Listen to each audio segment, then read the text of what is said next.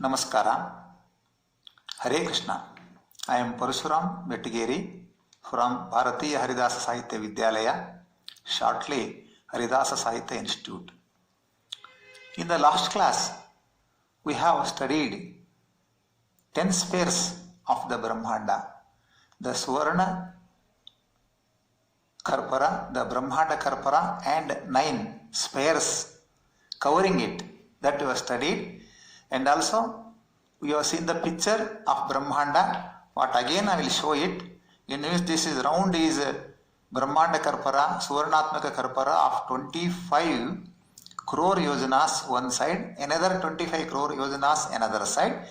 In between the what is there, it contains 14 lokas, 7 lokas below the earth, and this is the earth, the bhumi, and above 6 lokas are there in the space. Like that, this much we have just had a class on that. Now we will go for, in this class, we will go for on the standpoint of Western religion, especially based on the Hebrew Bible, what it is there, how that Hebrew Bible says. It divides the world into 3 parts: the heavens, the earth, and the underworld. This cosmography is broadly like this. The Hebrew Bible, Old Testament, depicted a 3-part world with the heavens above earth Eres, in the middle, and the underworld Sheol below. After 4th century BCE, this was gradually replaced by a Greek scientific cosmology of a spherical earth. They have made it a spherical earth surrounded by multiple concentric heavens. Earlier it was 3 planes like that their thought was there. Afterwards it was taken as a spherical earth surrounded by multiple concentric heavens. Earlier 3-part world of heavens, earth, and underworld were floating on Them, the mythological cosmic ocean. In our Indian point of view also, this Suvarnatmaka Brahmanda is overlapped. That means the next sphere of the Suvarna Brahmanda is water, Jalavarna. Like this also here, that mythological cosmic ocean is covering it. It is covering it. What happened then? So it is disturbing. You will not find land if everywhere sea is there. Where is the land? So then God created the firmament to divide it into upper and lower portions. Like this. So Jalavarna will not enter into the Brahmanda because our this golden Avarna, Suvarnatmaka Karpara is there, Brahmanda Karpara of 25 crore yojanas. Like this here, the God has created firmament. It divides it into upper and lower portions, and it makes way for dry land. That is the bhumi, that is the prithvi, as per that Biblic Hebrew Bible. The world has been protected from the cosmic ocean never. Now it is because ocean was here also, here also, here also, upper side also. Surrounded, the ocean was surrounding. Now what happens? The earth, now it remains dry. The cosmic ocean never sinks by the solid dome of the firmament. So it divides the solid dome, the firmament divides the earth and rest of the world, we can say.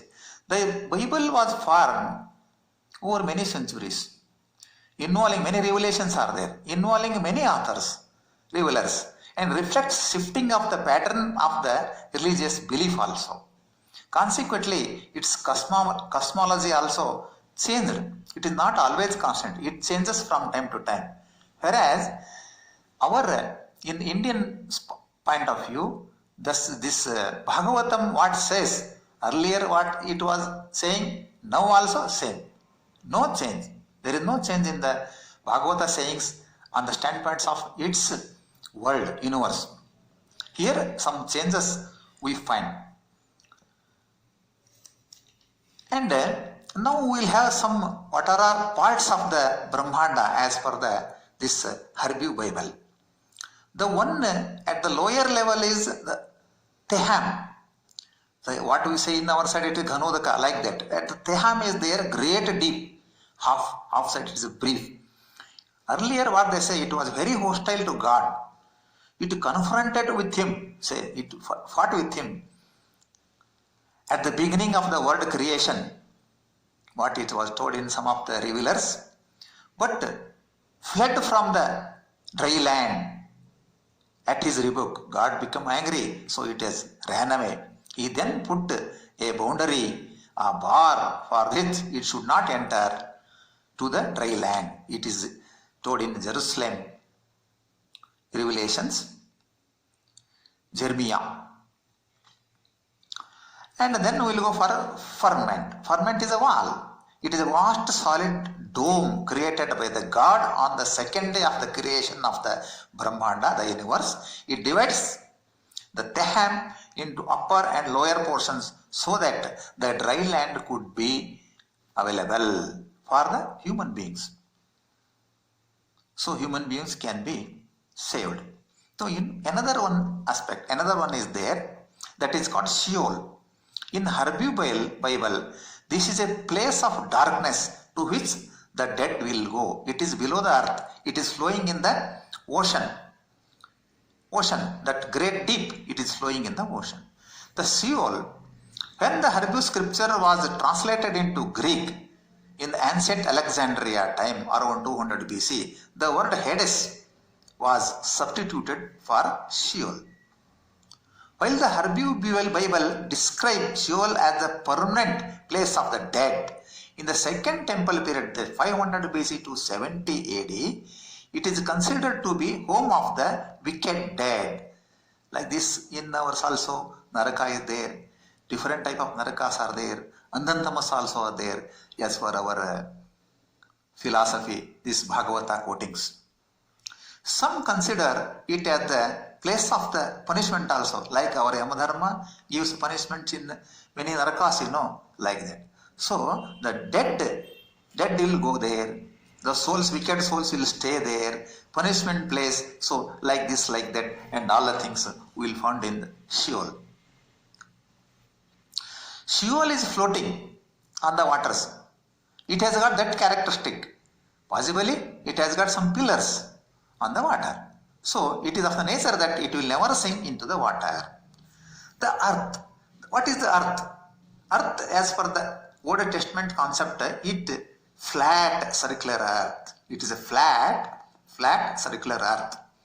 Same concept is there in our philosophy, that is in our Bhagavata philosophy. And it will not fall on the ocean because it has got pillars. It has got pillars. And the side ocean is there. Ocean is there. Within the ocean it is floating. After some portion of the deep ocean, at the side there are mountains beyond the earth, and it goes up to the end.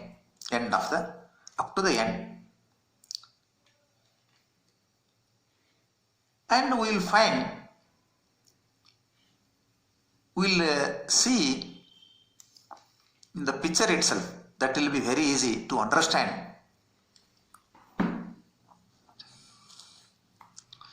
This is the great deep.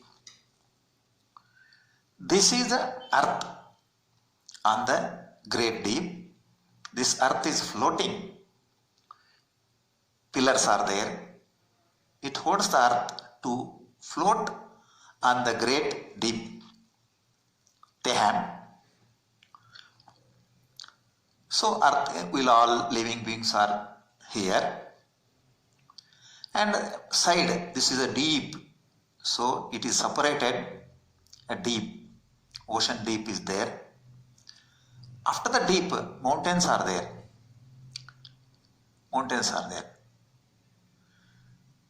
This mountains till the end of the universe, that is a firmament. mountains are there.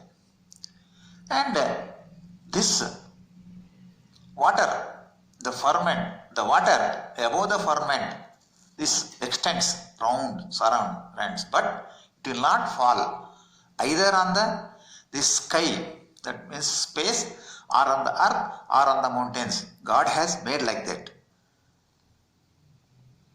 The water above the firmament. Firmament is very tough.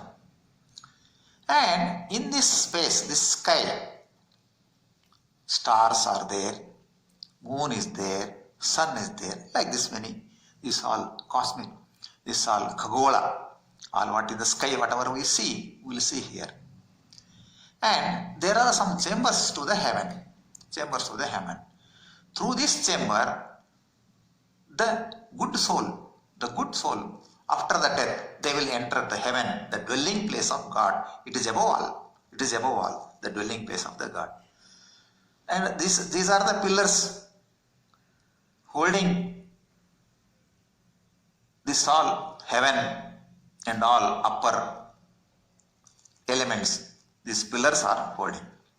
This is a deep. All that is deep. Great deep also they will call. These are the floodgates are there. They will control the flow of the water. They will see that water will not flow into any of the stars, moon, etc., like this. So this is controlling. This is a picture of that. The 12 heaven gates with 12 perils, each gate being made from a single peril. Those not fit to enter heaven are denied entry. Only a good souls, sattvika souls are allowed through this gate to enter the heaven at the gate and descend to the hell. Those who are not eligible, they will descend to the hell. That is a revelation of Jerusalem. Earth will be destroyed, correct. In some due point of time, earth will be destroyed. Definitely it will be destroyed. The Lord grieved that he made the man on the earth, and his heart was filled with pains. So the Lord said, I will wipe mankind when I created from the face of the earth. Earth is in last days, before the Lord will destroy the earth with fire. So here in this concept, the fire will destroy the earth. But the day the Lord will came like a thief, and then heavens will fall away with a roar, and heavens will pass away with the roar, and the heavenly bodies will be burned up and dissolved, and the earth and the works that are done on it will be exposed. So this is a destruction. So earth will be destroyed one day. Like that they will say. The exact time of destruction and all things, universe is exact date and all things is not available, but it a prediction is there. In this Bhagavata philosophy, they already told that how long this earth will stay, when it will be ceases to exist, and when pralaya, that destruction will be there, the pralaya period and all things they have predicted. It is written. So the Abraham is the main father for this all religion. The Moses, Jesus, Muhammad are all descendants of Abraham. In this main, these three parts are there. One is heaven, another is earth, another is the ocean. All the three parts are there. In the heaven side, at the topmost is the heaven, and afterwards this all sky, what we will find in this sky, this moon, sun and all the stars, they are fixed, and in the ground earth is there. Beside that, the deep sea is there. There some mountains are there till it reaches end of the earth or the universe. This is the simple explanation of the universe or the earth, whatever it may be, by the standpoint of the Hebrew Bible. So this is the Old Testament's cosmos. Some changes are there we find in some little changes, but whatever it may be, this is the broadly what we can understand. this much only. The exact date of the destruction of the universe is not available, but we will come to know that the earth will end, ceases to be in the future.